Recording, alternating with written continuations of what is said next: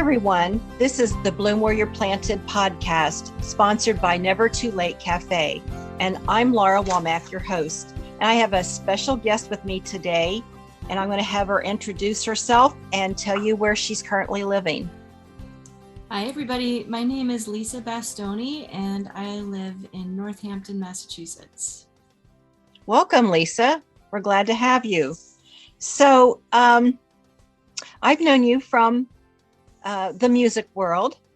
And so can you tell us a little bit about your genre and what you currently do with your music, actually? Sure. Well, I grew up in Connecticut, and my grandmother was a huge fan of folk music and singer-songwriter music and early country music. And I spent so much time with her growing up that some of that sort of rubbed off on me. That's the genre that I write songs in usually.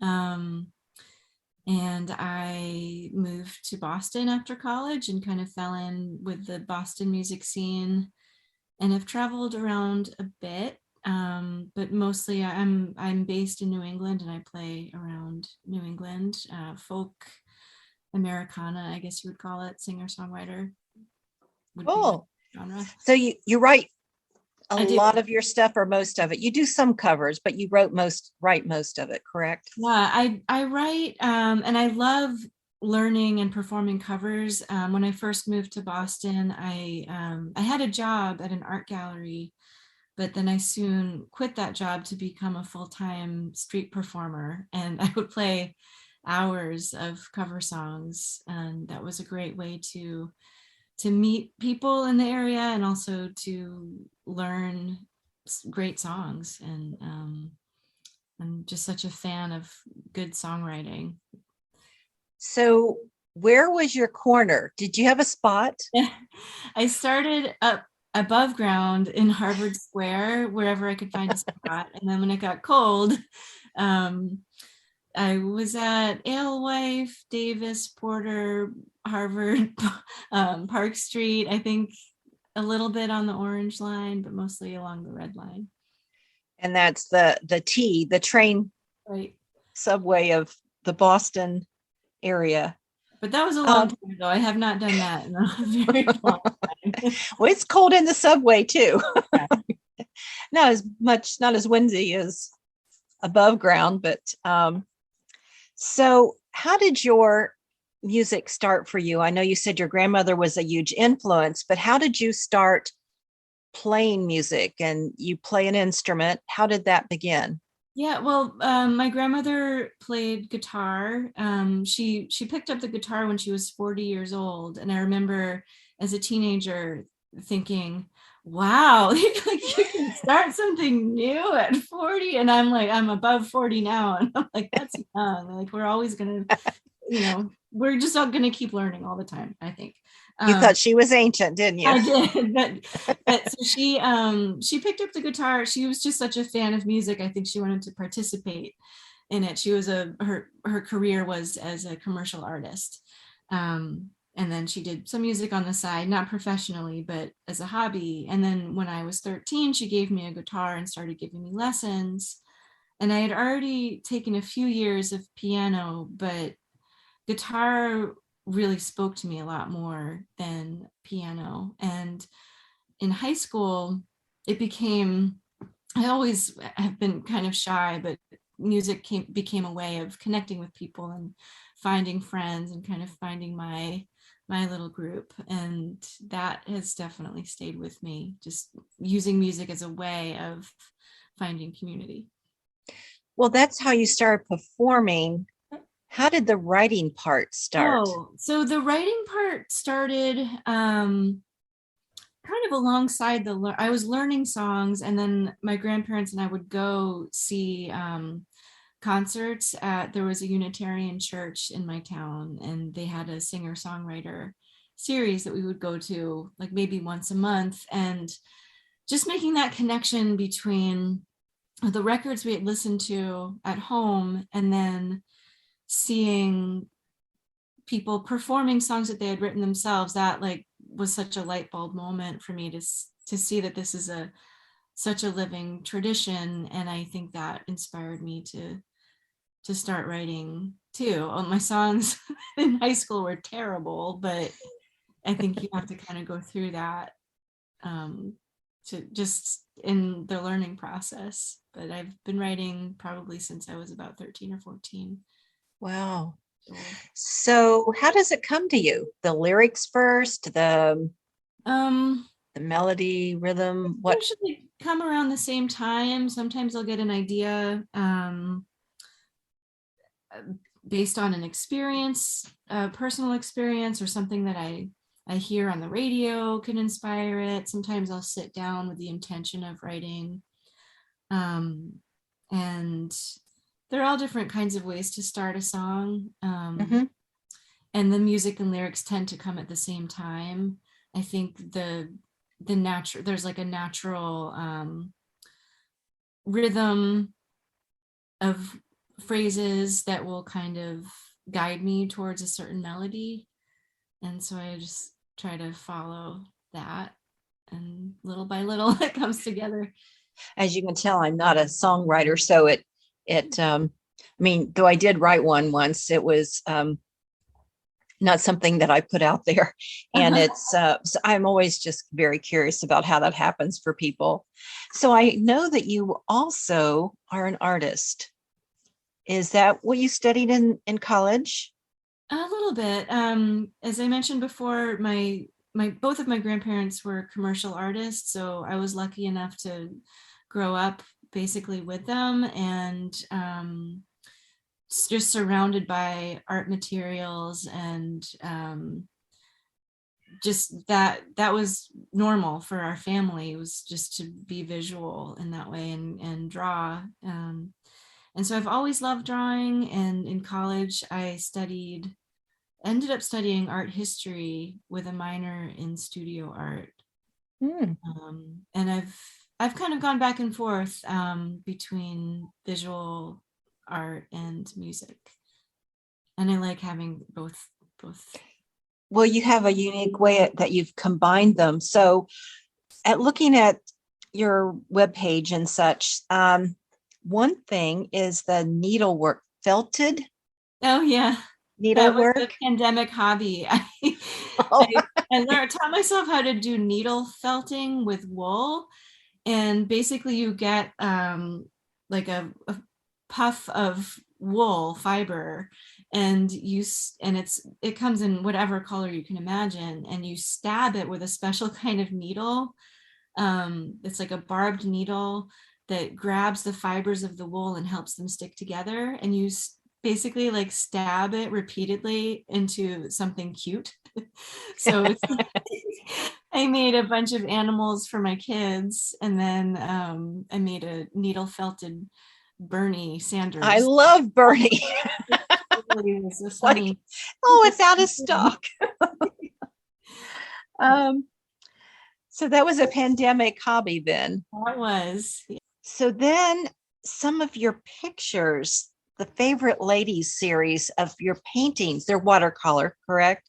The Favorite Ladies series was their collage. What I did for that was I printed out photos of artists whose careers I admire, whose art I admire, and painted over them, and then did a collage behind the portrait with lyrics from their songs with watercolor. Yeah, so it was a mixed media kind of thing. Very interesting. So you're also teaching art, is that correct? Yeah, so I have a few things up on my website that were, again, like pandemic hobbies. I made a bunch of linoleum block print note cards. I think I don't have many left, but I may, if I have time, I will make some more. And I've been teaching just for the past few months. I'm filling in for the art teacher at our local elementary school. She's been out, so that's been really fun to come back to teaching. I have my master's in art education and taught for a few years, and then I've been a stay-at-home mom. I've just done a bunch of different things. And so it's been good to get back into the classroom. Well, I knew you before kids. Uh-huh. How is it different being a mom and an artist, a musician that plays out and performs publicly? How do It's you juggle all that? it's so different. When I was in my 20s, pre-kids, um, I'm so grateful for taking that time and for the freedom that I had to drive across country, take like a month to drive to California and back and play every little coffee shop, sandwich shop that would have me just for tips a lot of the time. And just really explore and have that time to myself. It's such a luxury to have been able to do that. And now with kids, I have to be so intentional about the shows that I accept and the places that I'm willing to travel to. It really has to make sense, financially, logistically, emotionally. Like there's just so many other factors as far as touring. And then creatively is sort of a separate thing where I find the time that I have to be creative will expand or contract in relation to the amount of time that I have, Mm, where the kids are occupied with something else or in school or asleep. I really try to make the most of the time that I have to myself to mhm. work on either music or art or just do nothing sometimes to recharge too. Because that might be a luxury in itself. Yeah, but it really does change. I mean, being a parent has enriched my life in ways that it's just I'm equally grateful for the lessons that I've learned as a parent too, and for the ways that they make my life both more challenging and more beautiful. Like it's incredible. I love the challenge of it. Not to say that it's always easy, but it's definitely feels like it feeds my life as much as it Mm. challenges me. So how old are they now? They are 7 and 9. Hmm. So it feels like a good age where they're independent enough to be doing their own thing. I feel like in the earlier years, I was staying up really late just to have some quiet time to myself. Hmm. And now I go to bed at like 8:30 or 9 o'clock. It's still, yeah. Oh, I understand that one. So back to your music. You have played at some festivals and that sort, and you have some awards for music. Mhm. Yeah. It's funny. Sometimes I don't really understand the process of where these awards are coming from or like who's nominating me. It's like a happy surprise when I hear about this. There's like a couple of Boston Music Award nominations, New England Music Award, something. I was one of 6 winners of the Kerrville Folk Festival Songwriter Contest in 2019 before almost everything shut down. But Right. Everything live. yeah, and most recently, this is something I would love to mention, and I'm really excited about this. I just found out that I'm the recipient of an Iguana Fund award. It's a grant through Club Passim, um, that I will be using to host a retreat for a small group of women and non-binary people and other caregivers and parents who have been affected by the pandemic. Wow. To just go and relax and write songs together for a weekend this summer. That's awesome. And Club Hassim is in Somerville, Mass, right? Cambridge, yep. It's Cambridge. Okay. I couldn't remember. New England's or beyond singer-songwriter world. Um, so, like I mentioned before, is that I knew you from concerts or fundraisers that we had at a nonprofit that I had many years ago in the Watertown area. Mhm. And there was a gentleman that played with you, uh, I think twice, Mhm. and he plays for the Boston Red Sox. That's right. That's my friend Josh Cantor. He does play organ at Fenway Park. Um, and he also plays with so many great bands. He's so versatile. He plays keyboard and accordion and upright bass. He was playing bass with me then. Yeah. And we met when I was out busking one day. I think my second or third time I was out in Harvard Square. He dropped a note into my tip box and said, "Let me know if you ever want to play, um, if you ever want to get together and play music sometime." And he's been a good friend ever since. That's wonderful. So, something on your website or one of your social media, I don't remember where I'd seen it, but it said that, no, it was your Instagram, said maker of songs and her hand painted lyrics for video and lunches. Why, why does it say and lunches? Are you known for your lunches? No, well, not really. Just I invested this year. I got so tired of cleaning all the tiny little plastic containers in my kids' lunch boxes. So I spent like an obscene amount of money on these like environmentally friendly stainless steel lunch boxes. They're called Planet Box. This is not a paid endorsement at This all. is not a paid ad. Just a fan of what they make. They're just these cute little stainless steel lunch boxes with 4 separate containers, and they just make it so easy to pack a like visually pleasing lunch for your kids. So that makes life a little bit easier for me to put that together every morning. And I do, like, just for myself, I enjoy doing that. I thought you were hostess for some really nice lunches or something. So. Sometimes I'll share some pictures on Instagram of the lunches that I make. Oh, I see. So they must be really like, and then I want the same thing, but I didn't buy a lunchbox like that for myself for some reason. So, well, then I always ask everyone, this podcast is called Bloom Where You're Planted, and that means something different for everyone. So, what does that quote mean to you?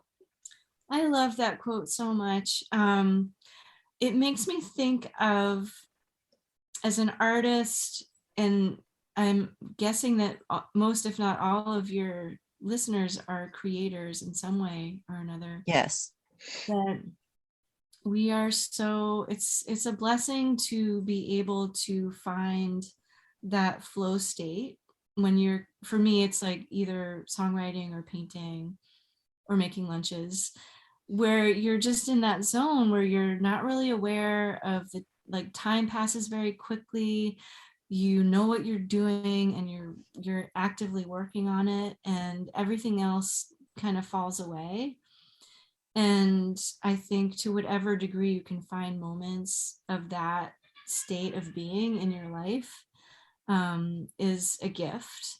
And if you can do that, you can really experience that anywhere, at whatever level of career success or any kind of external factors are irrelevant. I think if you can tap into that feeling, it's something that I just think it's one of the best feelings of being alive, is being in that state. And so blooming where you're planted, to me, just means find that wherever you are and whatever's going on, and make the time for it, even if you have to stay up really late sometimes to do it, or wake up early, not to burn yourself out, but to carve out the time to make sure that that happens. And it's totally separate from your career or income or status, as a, you know what I mean, with as far as any external factors. I hope that makes sense. It does. It does. And I want to touch on something before we actually get to the next question, and that is the visual art, the promos for music, the lyric. The lyric videos. Yes, that Yeah, is so interesting. I'm I sorry I just didn't bring that up sooner, but it's okay. Yeah, that was something that I stumbled upon a few years before the pandemic. I want to say maybe 5 years ago. I made a video for one of my own songs, and I forget where I even got the idea to do this. But one day it was just like a light bulb of like, oh, I know that I need to do this. I need to illustrate this song and include some of the lyrics, and it's just going to be something to put up on YouTube or Facebook or whatever as a way of sharing the song. And then I thought, in fact, I had a friend who said, why don't you do this for other songwriters? And so I started reaching out to friends to say, this is something I would like to try out. Do you have a song that's coming out? Could I illustrate it for you or create a video that would also include the lyrics or just something that you can share online? And it has developed into a pretty decent side hustle from my art teaching and music career. I've been booked pretty consistently over the past 3 years with commissions to make lyric videos for other songwriters. Well, it's very interesting, and it's like a watercolor based on lyrics and the pictures that come about with that. So that's very interesting. I'd never seen something like that. So that's probably why you're booked commissions for that. So the next question is, what words of wisdom would you give someone that wants to start or continue doing, just words of wisdom for someone that does what you do, whether it's art or music or both? That's such a big question. I would say just to stick with it, but that doesn't mean that you're constantly making something. There can be periods of your life where you're living your life and experiencing things that you'll be able to bring to your art later. You're collecting information and stories.